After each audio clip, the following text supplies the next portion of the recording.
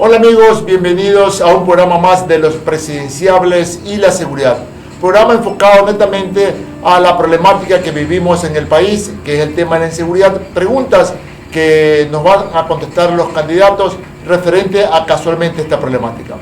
El día de hoy tengo el gusto de compartir el micrófono con el candidato a la Asamblea Nacional por RC5, el economista Ricardo Patiño. Mi estimado Ricardo, bienvenido. Un gusto compartir micrófono a los tiempos, saludarte y estar aquí compartiendo el micrófono. Gracias, John. Gracias por la invitación.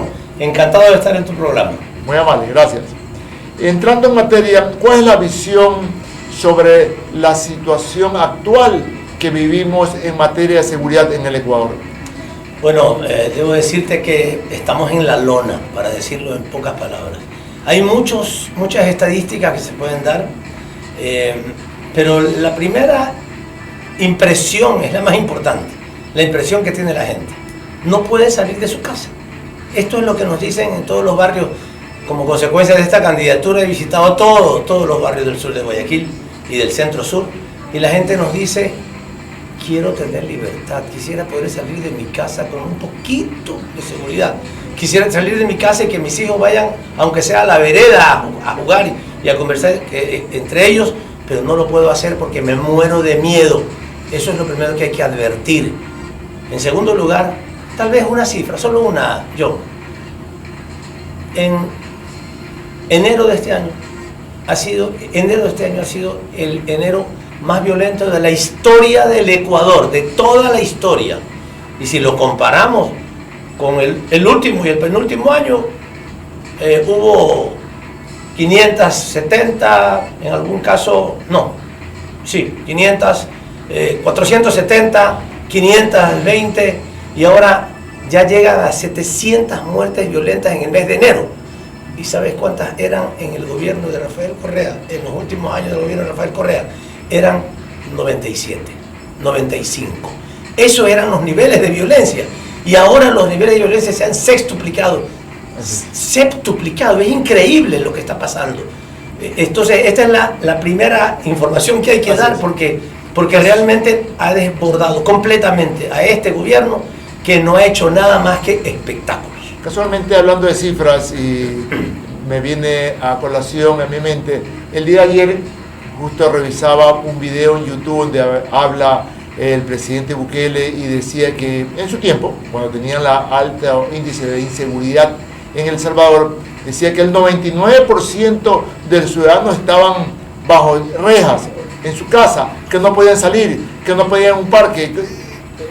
Esa cifra, obviamente el 99% dicho por él, y que obviamente tuvo que salir a combatir de lleno la delincuencia en las calles.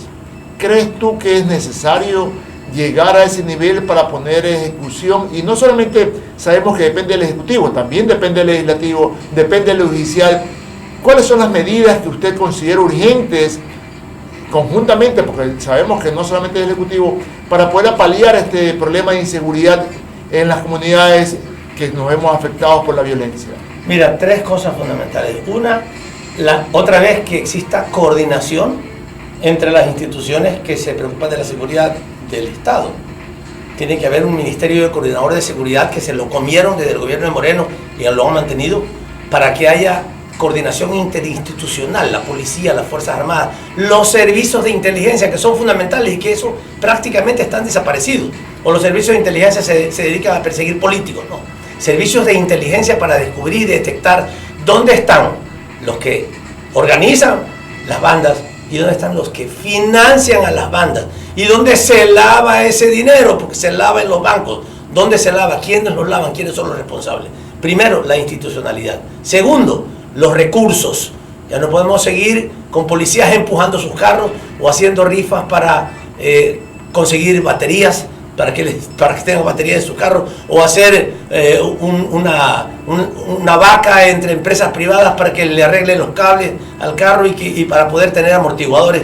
No, o sea, eso se terminó.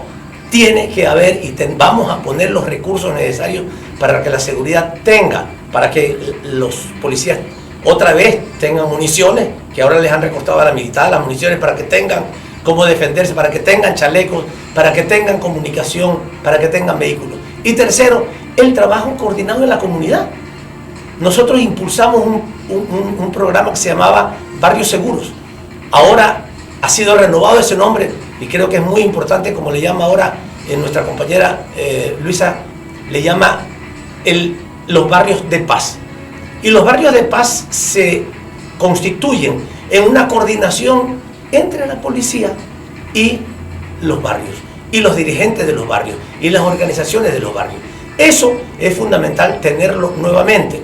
No olvidemos algo importante, que hay que relanzar las unidades de policía comunitaria, muchas de ellas abandonadas o destruidas. En nuestro tiempo, John, te acordarás, construimos 1.300 unidades de policía comunitaria, y no se llamaban unidades de policía, no, de policía comunitaria. O sea que había una relación estrecha entre la comunidad y las policías, había chats entre ellos, había botones de pánico, había comunicación, había reuniones semanales en el local de la UPC. Los policías en la UPC tenían una cama y un espacio para dormir allí, para estar ahí las 24 horas en la comunidad. Eso es fundamental. Si se hace todo eso, que lo vamos a hacer, confiamos en que el 9 de febrero la votación sea tan contundente que ya otra vez podamos tener luz al final del túnel, que ya no sigamos viviendo en el miedo, en el terror en el que actualmente vivimos, que no puede salir uno de la casa. Eso es lo que tenemos que hacer. Importante, 2 puntos a rescatar. Inclusive yo en su momento, cuando estuve candidato a alcalde de Guayaquil, he planteado, y en los múltiples programas, entrevistas que he planteado casualmente, el tema del barrio seguro, con un checklist de actividades, haciendo 2 planteamientos. Uno, el barrio en proceso, ¿ok? Barrio en proceso, donde recibe el líder del barrio todo lo que tiene que hacer, todas las políticas, ¿ok? Y luego se revisa eso y luego se califica. Una vez que ha cumplido todo ese protocolo, que va a tomar un tiempo, pasa a ser calificado como barrio seguro. Y a eso también yo he propuesto ponerle una marca a ese barrio para que haya sustentabilidad, una marca cualquiera que sea, donde así como tenemos el Estadio Barcelona, que es Banco Pichincha, o el Estadio de Melé, que es Banco Pacífico, ¿por qué no a un barrio le podemos poner una marca para que sea sustentable económicamente hablando? Pero es importante el tema del barrio seguro. 2, el tema de los UPC, que efectivamente pues hubo una gran labor en el tiempo del presidente Rafael Correa, pero ¿qué resulta? Que esos UPC actualmente tienen que ser reestructurados, porque antes era la gran puerta, el gran vidrio, ¿no? La gran atención, sí, porque no vivíamos los momentos que estamos viviendo actualmente. Y hemos visto múltiples UPC que fueron atacados, ¿ok? Y que ya la infraestructura arquitectónica como fue diseñado habrá de cambiar para dar casualmente la protección. Actualmente yo, para poner un guardia en una garita, tiene que ser una garita blindada, porque es un punto referencial para la delincuencia correr bala a las instalaciones. Antes no se veía eso ahí. Actualmente obviamente habrá que darle la seguridad al policía, y en este caso lo estoy haciendo al guardia, porque mientras una garita no tenga vidrio blindado, guardia, no me permanezcan en la garita, peor en la noche, porque va a ser producto de una referencia a abrir fuego sobre esa instalación. De allí, pregunta, desde la asamblea, ¿cuáles son las nuevas propuestas en materia de seguridad que tienes tú planteado? Mira, una cosa que tal vez para concluir primero, John, esta última parte, una de las decisiones que se tomaron en el gobierno nuestro y que hay que volver a tenerlas, es que los oficiales de la policía no eran ascendidos simplemente porque habían pasado un tiempo en la policía, sino por resultados. Esto es lo fundamental, porque cuando tú hablas de la policía, cuando tú hablas de los espectáculos que ha hecho Noboa, ¿verdad? Entrar en Durán con tanquetas, con chalecos y con un tremendo, digamos, ejército, contingente militar, policial, para tomarse la foto. Y anda a ver a Durán ahora, anda a ver a Guayaquil ahora, anda a ver a Los Ríos ahora. Igualito y peor. Esa es la realidad. Es solamente el espectáculo. ¿Qué es lo importante? Es el control, es el seguimiento. Y el seguimiento tiene que hacerse respecto a los resultados. Un oficial era ascendido cuando tenía resultados. Si los niveles de violencia en ese barrio eran 3 asesinatos por semana, estamos hablando de un barrio, ¿ok? si él lograba bajar esos niveles, si él lograba bajar no solamente asesinatos, robos, extorsiones, etcétera, y eso se reduce, entonces ese oficial puede ser ascendido. Pero si la delincuencia es más, si los resultados son peores de los que tenía cuando él llegó a esa ubicación, a ese espacio, a ese territorio, entonces no se puede ser ascendido. De tal manera que, John, es muy importante que hagamos las cosas técnicamente. Tú eres un experto en seguridad y sabes que las cosas tienen que hacerse medidas. Si tú no mides las cosas, si no mides los resultados, las cosas no funcionan. Así es. En cuestión de tecnología, desde la Asamblea, ¿qué se puede plantear? Porque obviamente la seguridad sin la tecnología pues no se avanza. ¿Qué planteas tú para poder elevar el nivel de seguridad? Bueno, esos son temas más técnicos, no necesariamente que se tienen que tratar y resolver en la Asamblea, pero ya conocemos el desarrollo y el avance de la tecnología.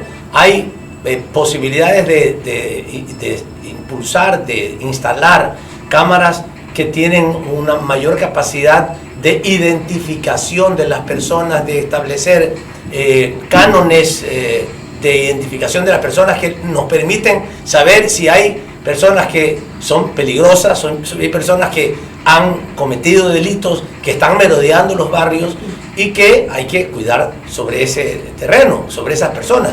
Y la reconstitución del ECO 911, el ECO 911, las cámaras del ECO 911 y la coordinación, la articulación entre las instituciones digamos que forman parte de la seguridad en un mismo lugar, con coordinación. ¿Hay algún problema en algún sitio? Ok, ¿quién tiene que ir? ¿Tiene que ir la policía o tiene que ir el Ministerio el Ministerio de Salud? ¿O quién tiene que ir? Esa coordinación en la función del ECO 911, que contenía el conjunto de las instituciones, es fundamental para que podamos tener efectivamente seguridad. Hablando del 911, ¿qué porcentaje crees tú que esté operativo actualmente en cuestión de cámaras? Te digo, no tengo idea, pero no sería raro de que por lo menos el 50% no esté operativo. Y nosotros dejamos instalada la operatividad en las 24 provincias del país. En las 24 provincias del país.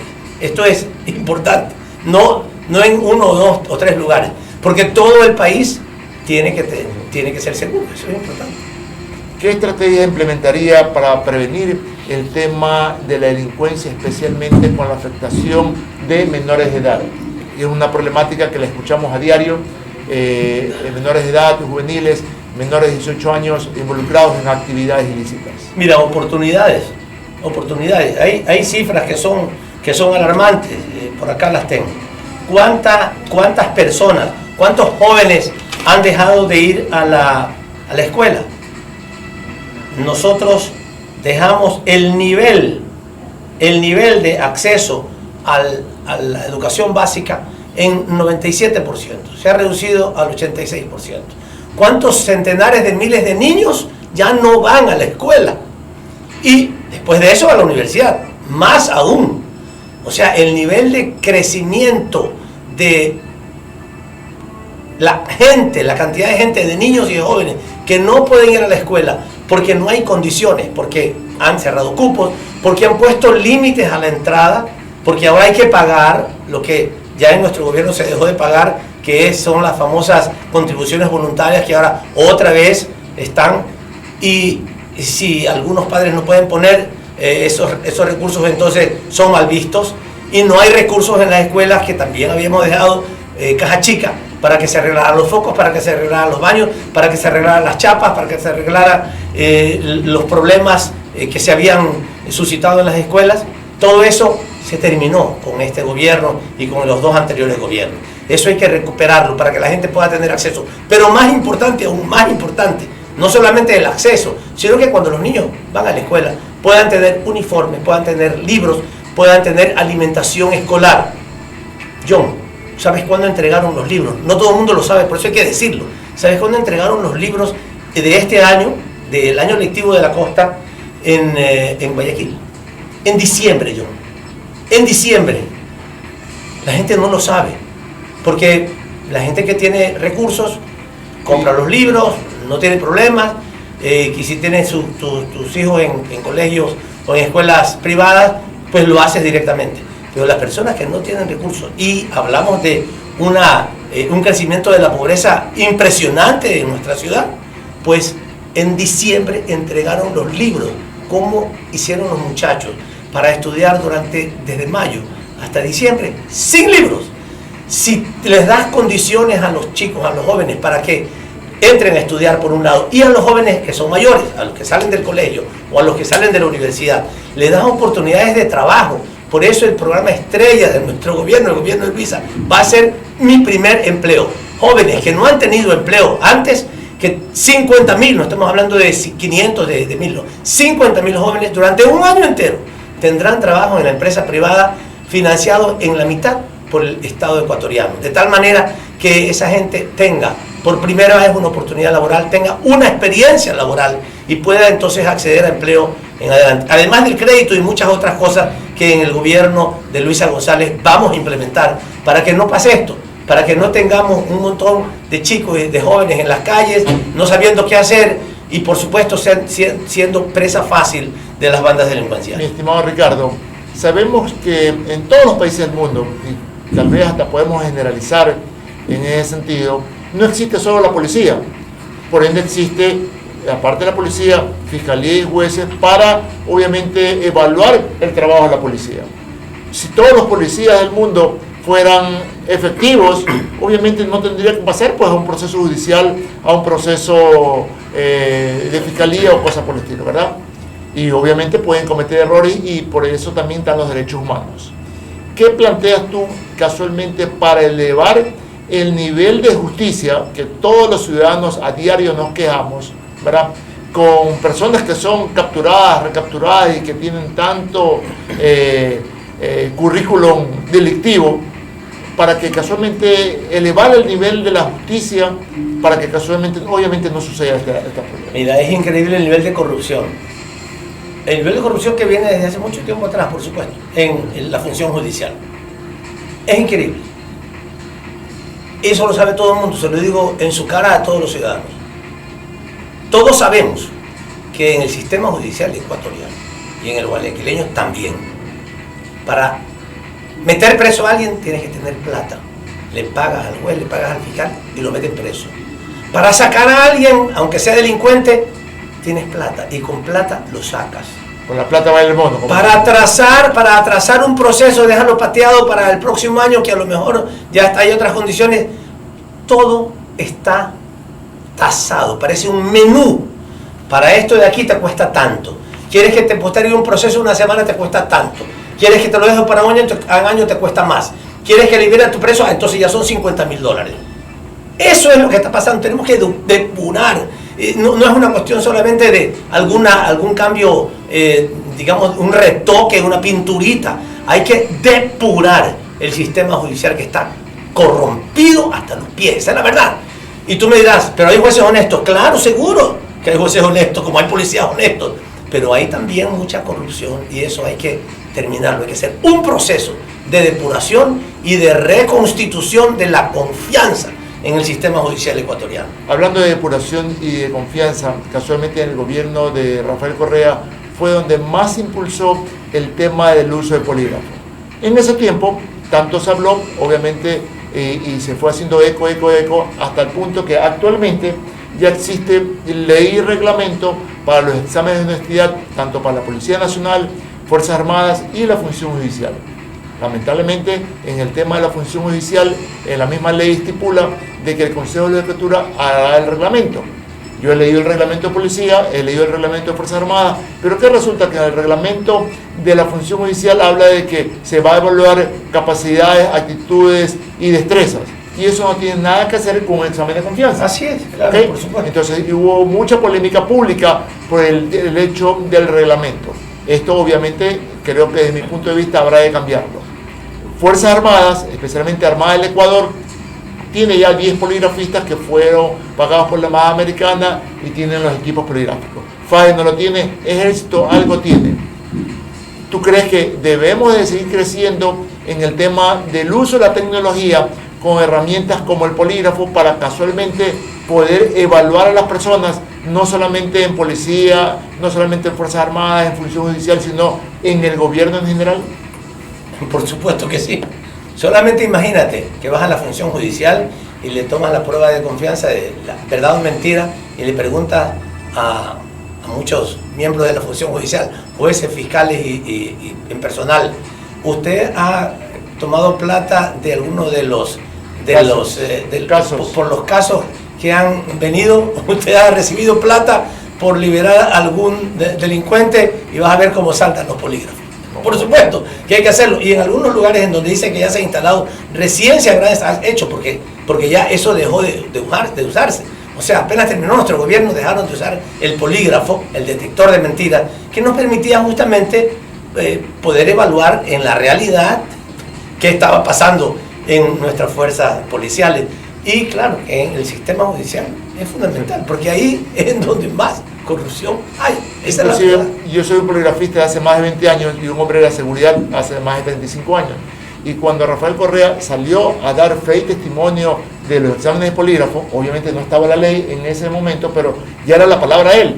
Y con ese video, con esa declaración, porque la gente no quería pues hacerse los exámenes de polígrafo, inclusive en la parte privada. Digo, el propio presidente de la República está motivando el uso de polígrafo.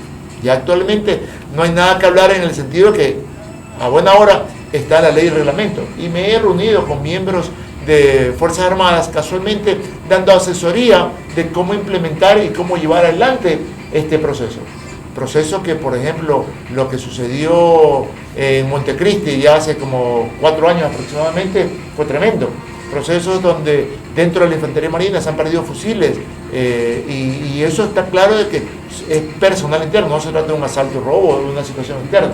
Entonces, definitivamente... Y pregunta qué pasó con el radar de Montecristi. O sea, lo sacaron de Esmeralda, por donde entra la droga, lo dejaron libre. O sea, se quedaron libres de esa zona y lo pusieron en Montecristi y explotó. ¿Qué pasó ahí? Y explotó arriba, pues, sí. Donde nadie sube. Pues. Así es, donde supuestamente había un montón de círculos de seguridad. ¿Y qué pasó con eso? Alguien tiene que decir, todavía no sabemos nada. Sí. Mandaron a un montón de gente de la base del ejército a la, no sé si del ejército, de la FAE, pero de la FAE, a la cárcel, no sé cuánto tiempo estuvieron ahí, pero ¿cuál es la verdad de la milanesa? ¿Qué pasó?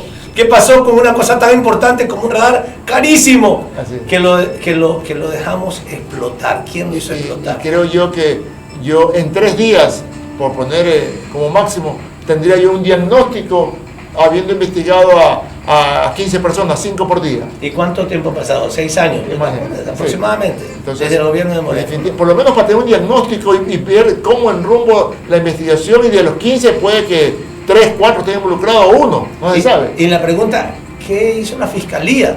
Que es tan rápida para perseguir a determinadas personas que políticamente las tienen identificadas, pero con los delitos se olvidan, no pasa nada. ¿Qué pasó con la muerte de Cherres? ¿Dónde están los asesinos de Cherres? Porque ¿quién se benefició del silencio de Cherres? A Cherres lo mandaron a matar, claramente, ¿verdad? Todo el mundo sabe. Lo mandaron a matar para que no hable. ¿A quién le beneficiaba el silencio de Cherres? ¿Dónde están los resultados? ¿Quién lo mató? Nada. O sea, ¿quién mató a Nazareno? Bueno, todas las cosas en donde están involucradas la alta cúpula del Estado, de estos últimos gobiernos, eso está calladito. 2 cosas al respecto también, casualmente para elevar, y te pongo, de pronto no lo has considerado y aprovecho para recomendaciones. Tú sabes perfectamente que existe el departamento de criminalística en la policía, y criminalística se encarga de balística, documentología, medicina forense, levantamiento de todas las evidencias, todo lo que tenga que ver evidencia, y dentro de criminalística hay un especialista en cada una de las funciones, ¿ok? Asimismo, debería existir el departamento de poligrafista dentro de la policía. ¿Para qué? Jueces y fiscales, con el informe del departamento de confianza, puedan ellos administrar justicia, tema que no existe, ¿ok? Así es. Jueces y fiscales actualmente se apoyan con el informe del departamento de criminalística, ¿verdad? Dice, que además se creó en nuestro gobierno, no existía. Aquí todas las cosas que querían evidenciarse, que querían investigarse, tenían que mandarse a Colombia o a algún otro país, pero eso lo tenemos porque justamente fortalecimos la capacidad dentro de las propuestas de la policía. Es válido crear el departamento de confianza. ¿Por qué? Y obviamente también no está en la ley el hecho de que uno puede decir quiero que el fiscal o juez no puede pedir a las partes, quiero que los dos vayan al departamento de confianza o de poligrafía para saber y que me dé un informe de cómo está eso allí. No existe. Lo que sí existe, y he estado en varias audiencias públicas penales dando fe y testimonio del uso de polígrafo para lo que se llama libertad probatoria. ¿Qué resulta? Alguien en un momento lo acusa. He tenido múltiples casos donde la persona, por decisión propia, decide hacerse un examen, ya que en el Código Orgánico Integral Penal habla de libertad probatoria y dice el artículo: todos los hechos y circunstancias pertinentes al caso se podrán probar de cualquier manera que no sea contrario a la Constitución. Entonces, bajo ese artículo, los abogados elevan elementos de descargo, ¿verdad?, para poder, obviamente, defender a la persona que quiere demostrar inocencia, ¿verdad? Entonces, es muy aplicable y creo que hay que seguir creciendo, y especialmente, y a buena hora, ya que existe ley y reglamento en policía, Fuerzas Armadas, función judicial, y hay que seguir creciendo en este tipo de artículos. Sí, y en eso yo creo, John, que es importante decir lo que se nos viene ahora. El 9 de febrero tenemos una decisión que tomar, y una decisión que tomar entre la muerte y la vida, entre el terror, la desconfianza, el miedo y la libertad, la tranquilidad de nuestros hogares, la paz. Y para eso hay claramente dos decisiones: o seguimos en el desastre que tenemos ahora, en la oscuridad que tenemos ahora, en el terror que tenemos ahora, o nos vamos a tener confianza, vamos a tener paz. Para eso se necesita gente que sepa hacerlo, equipo que haya tenido experiencia en hacerlo, en haberlo logrado. Ecuador, el segundo país más seguro de América Latina, y ahora uno de los más peligrosos del mundo. Esa es la diferencia, y eso tenemos que zanjarlo el 9 de febrero próximo. Ya estamos a una semana prácticamente. Siguiendo en paz, y antes de ir al tema del apoyo internacional, me quedo con el término de paz. Sabemos que actualmente ya se están dando permisos de porte de armas. ¿Qué opinas tú sobre el tema de los portes de armas a ciudadanos? Yo creo que es muy peligroso, que todo el mundo ande armado en las calles. Lo que tenemos que hacer es evitar que la gente ande armada en las calles. Que pueda haber, ¿cómo se llama esto? No es el porte, sino en la casa, que pueda tener, que pueda haber tenencia de armas es una cosa. El porte de armas a mí me parece peligroso. Por supuesto, la gente dice, pero es que los delincuentes andan armados. Sí, pero no vamos a volver al lejano oeste, para que todo el mundo en la calle ande armado y como está pasando. Y entonces me chocaste el carro, saco la pistola, y no, el otro también saca la pistola, y vamos a resolver las cosas a balazo. Yo creo que eso no es lo mejor. Lo mejor es tener seguridad. Sí, mi estimado Ricardo, y te cuento que obviamente en el gobierno de Rafael Correa se prohibió el porte de armas. Pero, ahí va el gran pero, que muchos políticos, periodistas, policías, militares, nunca lo dijo. Y es la palabra que tú acabas de decir, ¿verdad?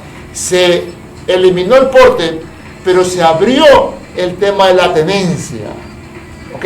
¿Qué quiere decir? Que la persona no podía salir a la calle, pero sí podía tener su arma en su finca, en su fábrica, en su casa, en su negocio, pero nunca se difundió ni se asesoró debidamente a los ecuatorianos para decir, bueno, está bien, no tengo el porte, pero tengo la tenencia.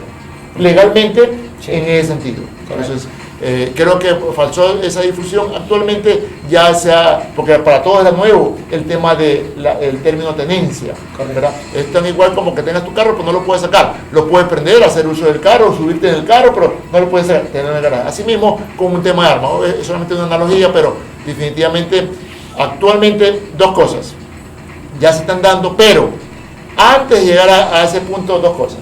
Uno, considero, o consideras también tú, te pregunto, de que antes de dar a los ciudadanos, policías y militares en servicio activo deberían usar el arma 24/7. No lo sé, no tengo una respuesta, sí, no soy experto en eso. Pues no lo están haciendo. Actualmente, policías... El 24/7, no deben de dejarlo en su destacamento. Por eso, por la situación que estamos viviendo, imagínate tú, revístete por un momento en tu calidad de policía, combate la delincuencia y sales en tu guardia y tienes que dejar el arma Y lo que yo he combatido, ¿cómo me defiendo? Primero por tu defensa, por tu protección, porque tú estás combatiendo la delincuencia en la calle, donde las papas queman. Sí. Y por ende... Te van a perseguir después. Y aparte de eso, estás preparado para cualquier situación que se presente en la calle, como primer punto. 2, policías y militares en servicio pasivo, que inclusive reciben una remuneración del Estado mensualmente y que durante 20, 25, 30 años han portado armas, han usado armas, ha sido su elemento de compañía de trabajo y que están efectivamente identificados, tanto ellos como la identificación balística de su pistola, de su arma. Deberían también tener el derecho de poder portar armas 24/7 porque ha sido su herramienta de trabajo. Ahí sí tengo más dudas. Ahí sí tengo más dudas porque no están ya apegados a la disciplina que debe estar apegado un policía y un militar en servicio activo. ¿Cuántas veces de pronto hasta a ti te pudo haber pasado? Al lado de mi casa, al frente, vive un capitán, vive un general, sí, ¿no? Y tú dices, tengo algo de resguardo porque vive aquí, es mi vecino, ¿sí o no? Es un tema muy especializado, sí, para que yo te lo pueda contestar. Mejor hablarlo con gente experta en el tema. Y después de eso, ya el general ya está en servicio pasivo y ya no tienes la misma garantía. Sí. Imagínate tú como vecino, yo he escuchado varias veces, peor como miembro activo que has combatido la delincuencia. Es una cosa distinta, sí. ¿No? Has combatido la delincuencia, entonces, bueno, es un tema para el análisis, para tratar. Bueno, y regresando a la última pregunta para ir terminando el programa, y gracias por tu presencia en el mismo, sobre el apoyo internacional en materia de seguridad. Siempre nos quejamos de que obviamente la delincuencia es transnacional, el narcotráfico es transnacional y todo tiene que ver con una situación transnacional. ¿Qué opinas sobre el apoyo internacional en materia de seguridad? Por supuesto que tiene que haberlo, pero tiene que ser equilibrado. No podemos casarnos solamente, ahí sí no hay que casarse solamente con una esposa. Hay que tener apoyo también equilibrado, porque no puedes depender completa y absolutamente de un Estado, de un país. Lo digo sinceramente, hay países que han dedicado una parte importante de su historia a infiltrar Fuerzas Armadas y policías de otros países, a veces incluso informalmente, por detrás de lo que los estados resuelven, y establecen un nivel de coordinación que ya más, y esto te digo pasaba especialmente en las Fuerzas Armadas ecuatorianas, antes de que llegáramos nosotros, había una relación más estrecha con la Secretaría de Defensa de los Estados Unidos y con el Comando Sur de los Estados Unidos que con el Ministro de Defensa del Ecuador. Esa es la realidad. Entonces hay que tener cuidado. Una cosa es asesoría, una cosa es apoyo internacional, una cosa es trabajo de información, de coordinación de los servicios de inteligencia de los países e incluso también de aprendizaje en el uso de los recursos militares y policiales, y otra cosa es un nivel de dependencia que nos pone en manos muchas veces de una superpotencia. En eso yo no estoy de acuerdo. Creo que tiene que haber equilibrio, tiene que haber apoyo de distintos estados, pero no tampoco someterse a ninguna potencia internacional de derecha, de izquierda, de lo que sea, porque eso nos quita soberanía. Y cooperación internacional, por supuesto, especialmente en inteligencia, que es lo que más sirve, porque finalmente nos interesa muchísimo que gente que sepa hacer trabajo de inteligencia, que sepa capturar información, que pueda hackear trabajos de, digamos, comunicación de la delincuencia internacional, que podamos recibir ese tipo de información y que ayude a prevenir el delito, pero con el cuidado correspondiente de no tener solamente la relación con un país, porque nos hace tremendamente dependientes y eso no es conveniente nunca para las relaciones internacionales. Definitivamente el apoyo internacional es válido en temas de capacitación, en temas de tecnología, en temas de conocimientos, en temas de inteligencia. Así es. Hay muchos temas donde definitivamente no podemos estar metidos en una trinchera sin tener todo el apoyo y todo el conocimiento, porque está claro que la capacitación en cualquier tema, y aún en temas de seguridad, no tiene techo. Por supuesto. Así es muy importante. Mi estimado Ricardo, un gusto haber hecho esta entrevista contigo. Nos conocemos y creo que desde el inicio de la primera campaña con Rafael Correa tuve la oportunidad de tenerte en mi casa, donde pudimos hablar varios temas y fue oportuno, y creo que desde allí pues he tenido un seguimiento. No soy un político dedicado, pero siempre enfocado como en las carreras de caballo, enfocado en mi tema de seguridad, he estado aportando al país de una u otra manera. Y gracias, John, por la entrevista. Me ha sacado del aire porque son temas de seguridad. Yo no soy especialista en esto, pero sí tenemos la experiencia como gobierno de haber hecho las cosas bien, de haber conseguido los mejores resultados de seguridad que nunca tuvo el Ecuador, y tú lo sabes como especialista en seguridad, y ahora tenemos los peores resultados de seguridad. Por tanto, para salir de esa situación hay que ver la luz hacia adelante y hay que dar un cambio, remecer este país el 9 de febrero, todos con toda la fuerza del mundo, a votar por alguien que sabe de esto, que conoce de esto. Luisa González trabajó en el gobierno de Correa, sabe el nivel de coordinación que hay que darlo, tiene liderazgo y tiene voluntad y tiene amor por su pueblo. Así es que este 9 de febrero, todos con infinito amor, a votar por el cambio, por Luisa como nuestra candidata presidencial y por la lista 5, para que haya una armonía y una coordinación entre el Ejecutivo y el Legislativo. Te felicito por toda la ardua labor que has desempeñado en tus puestos públicos y te deseo el mayor de los éxitos en esta nueva etapa, deseándote lo mejor y que sea lo bien para el país. Muchas gracias. Gracias, queridos amigos, por sintonizar nuestro programa Los Presidenciables y la Seguridad. Esto es para ustedes y por ustedes.